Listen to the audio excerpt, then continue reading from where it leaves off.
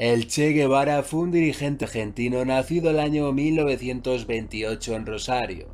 Este militar fue una de las personas que llevaron el comunismo a Cuba. Tanto admirado como odiado a partes iguales, veamos 10 frases del Che Guevara. Los jóvenes deben aprender a pensar y actuar como una masa.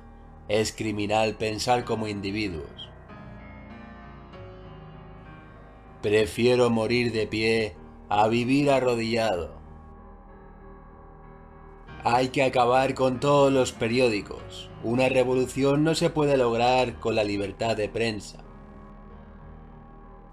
Podrán morir las personas, pero jamás sus ideas. Tengo que confesarte, papá, que en este momento descubrí que realmente me gusta matar.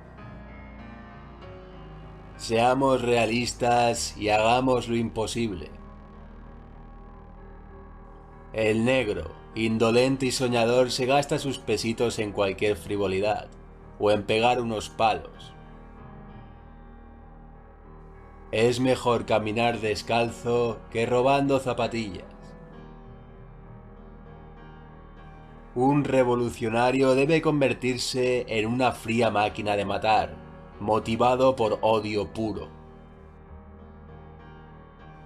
No se vive celebrando victorias, sino superando derrotas. Vídeo creado por petición de Facundo La Vega.